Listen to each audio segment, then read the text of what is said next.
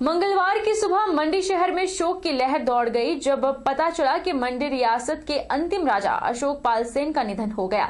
उन्होंने मंडी में अपने राजमहल में अंतिम सांस ली। राजा अशोक पाल सेन बहुत ही शांत और सरल स्वभाव के व्यक्तित्व थे और उनके निधन से पूरा मंडी शहर शोकग्रस्त है। शोक का दिवस है कि हमारे बीच राजा अशोक पाल सिंह जी नहीं रहे। इनका ध्यान से सभी सारे शहरवासी दुखी हैं और इस संदर्भ में हमारा जो एक यहाँ का राजमहल का टी क्लब है वो भी इनके आखिरी दर्शन करने यहाँ पहुँचे। इनके निधन से न केवल हमें सारे शहर को ही बहुत दुख हुआ है और आज हमें बड़े दुख के साथ सुबह पता लगा 6 बजे मॉर्निंग में कि राजा अशोक पाल सेन जी यहाँ से वो हॉस्पिटल में थे। कुछ दिनों से उनकी तबीयत ठीक नहीं थी और उनका देहांत हो गया। हम सब इकट्ठे होकर इधर पहुँचे तो पता लगा कि उनकी अंतिम क्रिया जो होगी वो कल होगी तकरीबन 9-10 बजे के बीच। तो हम मंडी निवासी जो है उनका जो व्यवहार तारा साहब का बहुत ही सिंपल था, सिंपल रहते थे, बड़ा सादा स्वभाव के आदमी थे। मंडी के राजा अशोक पाल सेन के निधन पर सर्व देवता सेवा समिति के अध्यक्ष शिवपाल शर्मा ने भी शोक व्यक्त किया। उन्होंने समस्त देव समाज की तरफ से अशोक पाल सेन की आत्मा की शांति की प्रार्थना की और पूरे परिवार को इस दुख में उबरने के लिए शांति और हिम्मत प्रदान करने की कामना भी की। बड़े दुख के साथ हमें यह समाचार प्राप्त हुआ कि मंडी के राजा श्री अशोक पाल सेन जी का निधन हो गया है। रियासत काल से राजाओं ने देवी देवताओं को जो मान सम्मान दिया है उसकी प्रशंसा नहीं की जा सकती। देवताओं के संचालन के लिए राजाओं ने भूमि प्रदान की जिसमें राजाओं का जो योगदान देवताओं के प्रति रहा उससे लोगों के अंदर धर्म का आस्था प्रचुर हुई और गाँव के लोगों को बड़ी राहत प्राप्त हुई और लोग उनकी देवताओं के प्रति सदा जो उजागर हुई। राजाओं ने मंडी में छोटी काशी कहा जाता है में कई मंदिरों का निर्माण किया जैसे त्रिलोकीनाथ और नासिक पंचवती आदि इत्यादि, जिससे लोगों के धर्म व्यवस्था प्रचुर हुई और उसके साथ साथ अंतर्राष्ट्रीय स्वाति मेला में जो रियासत काल से चला रहा है आज तक देवताओं के अपने राजभिड़े में स्वर्ण और मान सम्मान दिया जा रहा है। समस्त देव समाज की तरफ से उनके निधन पर मैं ईश्वर से प्रार्थना करता हूं कि उनकी आत्मा को शांति मिले, उनके पूरे परिवार को इस दुख से उभरने के लिए शांति और हिम्मत प्रदान करें। सुजान पठानिया की कमी कांग्रेस पार्टी के लिए एक ऐसा रिक्त स्थान है जिसकी भरपाई कभी नहीं की जा सकती। नूरपुर के पूर्व विधायक और जिला कांग्रेस अध्यक्ष अजय महाजन ने पत्रकारों से बात करते हुए कहा कि सुजान सिंह पठानिया की जिंदगी वो सफेद चादर है जिस पर एक भी दाग नहीं है। उन्होंने लंबी राजनीति की लेकिन उनके संपूर्ण जीवन में उन पर एक भी भ्रष्टाचार जैसा आरोप नहीं लगा और यह अपने आप में ही उनके व्यक्तित्व को दर्शाता है।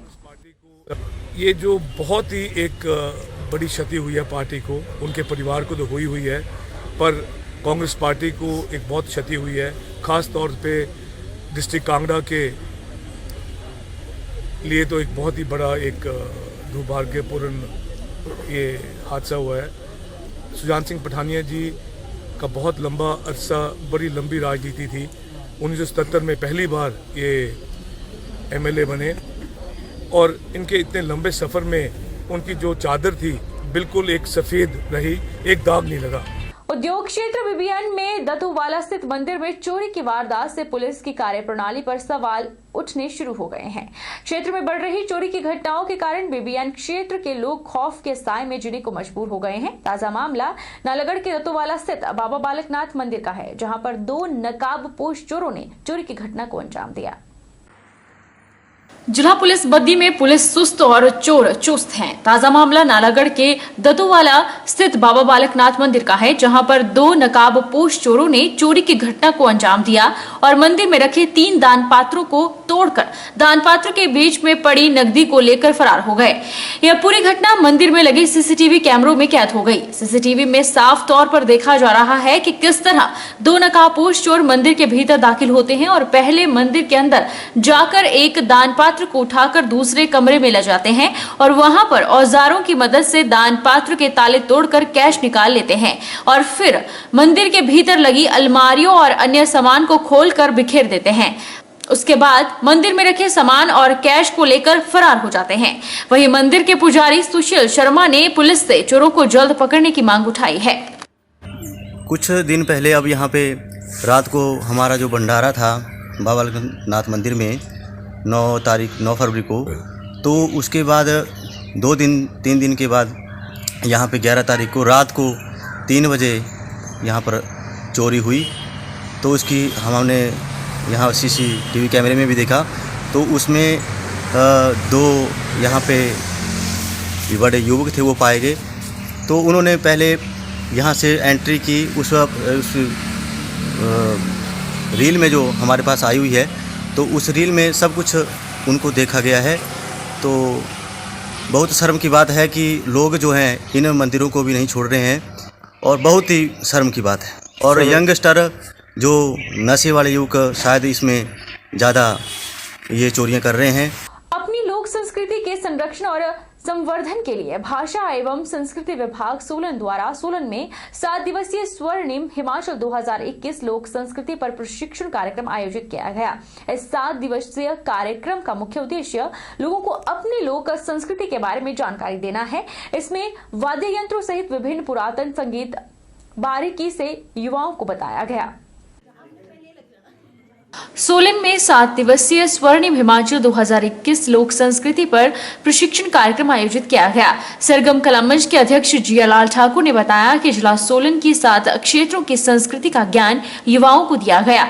उन्होंने कहा कि युवाओं को वैदिक कलाओं के मूल तत्वों पर आधारित है और यह आज के भौतिक युग में समाप्त होता जा रहा है। वैदिक संस्कृति और संगीत को बचाने के लिए यह प्रशिक्षण शिविर बेहद लाभकारी है। सरगम कला मंच और भाषा विभाग सोलन के तत्वावधान में ये कार्यशाला आयोजित की गई है, जिसमें जिला सोलन के 7 क्षेत्रों की लोक संस्कृति का प्रशिक्षण अपने लोगों को दिया गया है। जो संस्कृति छंद शास्त्र से विकसित वैदिक कलाओं के मूल तत्वों पर आधारित है, अर्थात वैदिक शैली के तालों पर आधारित है, और जिसकी पहचान हमारे पारंपरिक वाद्य यंत्र हैं। जैसे आप लोग देखते हैं कि पाश्चात्यकरण हो रहा है हमारी संस्कृतियों का, उस पाश्चात्यकरण से अपनी इन लोक विधाओं को बचाने के लिए पारंपरिकता के आधार पर ये प्रशिक्षण दिया गया है, ताकि हमारी जो आने वाली पीढ़ियां हैं उनको ये प्रशिक्षित लोग प्रशिक्षण दे सकें, बच्चों को सिखा सकें कि हमारे वैदिक तालों की पारंपरिकता क्या है, उसके मुखड़े कैसे बजते हैं, उसकी उठाने कैसे बजती हैं, उसकी तिहाइयाँ सम से सम की कैसे होती हैं, रचनाएं कैसे गाई जाती हैं। मनाली ब्लॉक कांग्रेस के अध्यक्ष हरिचंद्र शर्मा ने पत्रकार वार्ता के दौरान कहा कि पर्यटन की दृष्टि से कुल्लू मनाली महत्वपूर्ण है, लेकिन स्वास्थ्य सुविधाओं को सुदृढ़ करने की दिशा में प्रदेश सरकार कोई पहल नहीं कर रही है। उन्होंने कहा कि महंगाई ने आम आदमी की कमर तोड़ दी है। गैस सिलेंडर और पेट्रोल डीजल के दाम बढ़ने से आम आदमी का जीना बेहाल हो गया है। कि आज तक के इतिहास में, चाहे वो पूर्व में किसी भी सरकारें रही है, जिस तरह से जो अत्यधिक वृद्धि इस सरकार में हुई है वो आज से पहले नहीं हुई है। आपने देखा होगा कि जहां आज के दिन में जो है, चाहे वो पेट्रोल की बात कहें हम, पेट्रोल 100 का आंकड़ा छूने जा रहा है और डीजल ने 80 का आंकड़ा छू लिया है, पार कर लिया है। तो मैं समझता हूं कि डीजल और पेट्रोल की बात नहीं है, गैस सिलेंडर भी, जहां 300 रुपए गैस सिलेंडर देने की बात रामदेव जी और सरकार के जो पदाधिकारी कहते थे, आज के दिन में गैस सिलेंडर भी जो है लगभग 800-900 रुपए का जनता को मिल रहा है। और उसके साथ साथ हमारे खाद्यान्न जितने भी है उनके दाम भी तीव्र गति से बढ़े हैं। राजकीय वरिष्ठ माध्यमिक पाठशाला लड़भड़ोल में भी सरकार के आदेशानुसार स्कूल सुचारू रूप से शुरू कर दिए गए हैं। स्कूल प्रधानाचार्य वासुदेव जसवाल ने बताया कि 16 फरवरी से 5वीं कक्षा से लेकर 12वीं कक्षा तक की कक्षाएं शुरू कर दी गई हैं और एसओपी के तहत सरकार के जो भी दिशा निर्देश दिए गए हैं उनका पालन किया जा रहा है। सुबह हर बच्चे का टेम्परेचर चेक किया जाता है और सैनिटाइज के बाद ही विद्यालय में उन्हें प्रवेश दिया जाता है। पहली तारीख से जब से स्कूल खोले हुए हैं, 16 तारीख से 6ठी और 7वीं भी आ गई है, SOP के तहत जितनी भी हिदायतें सरकार द्वारा दी गई हैं सबका पालन हो रहा है। सुबह हर बच्चे को सैनिटाइज किया जाता है, टेम्परेचर चेक किया जाता है, टीचर डिप्यूट किए गए हैं, अपनी अपनी स्ट्रीम का सारे बच्चों को चेक करके क्लास में भेजते हैं। 20 मिनट के लिए योगा चलती है, उसके बाद स्टडी शुरू हो जाती है 9:25 से। चारों तरफ सैनिटाइजेशन के सारे बंदोबस्त किए गए हैं। पानी की विशेष व्यवस्था बिल्कुल दुरुस्त है। टॉयलेट्स की सफाई का पूरा ध्यान रखा जा रहा है। एनएच चंडीगढ़ मनाली पर कुछ माह पहले धोलरा वार्ड के पास एक घर के लेंटर पर गिरे वाहन को क्रेन के द्वारा निकाल दिया गया है, जिसके लिए पुलिस ने पूर्व सूचना के मुताबिक दोनों ओर से कुछ समय के लिए यातायात के लिए वाहनों को रोक दिया था और गाड़ियों को नौनी चौक से बाया जुखाला घाघर से होकर आगे भेजा गया। हालांकि इससे फिर भी कुछ समय के लिए दोनों ओर वाहनों का लंबा जाम लगा रहा। कुछ माह पहले बिलासपुर के धोलरा वार्ड के पास एक टेंट के सामान से भरा ट्रक सड़क से नीचे गिर गया था, जिसमें 2 व्यक्तियों की मौत हो गई थी। यह ट्रक पिछले काफी समय से एक घर के लेंटर पर पड़ा हुआ था, जिससे हर समय खतरा बना हुआ था। उधर बिलासपुर पुलिस के पुलिस अधिकारी राजकुमार ने कहा कि पुलिस ने कुछ माह पहले गिरे ट्रक को यहां से क्रेन के द्वारा हटा लिया है। उन्होंने बताया कि गाड़ी को निकालने और सड़क को बंद करने के लिए पहले उपायुक्त की अनुमति ली गई थी। इसमें ना ये गाड़ी कम से कम 80 फुट नीचे गई है, नीचे दुकान के ऊपर गिरी थी। उसमें जो रैसन आई हुई तो वहाँ काफ़ी कंजस्टेड है, इसलिए जो है पहले डीसी साहब से परमिशन ली गई थी वो बंद करने के लिए। दोनों तरफ से ट्रेनें लगी और गाड़ी ऊपर आ गई है।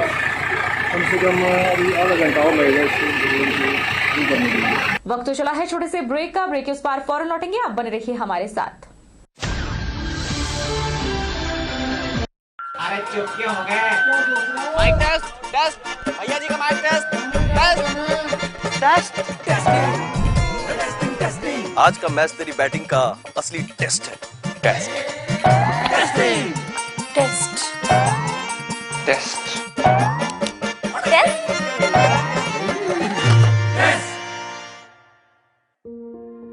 मन में शक है तो सरकारी अस्पताल के ICTC में HIV की मुफ्त जांच करवाएं और सलाह पाएं।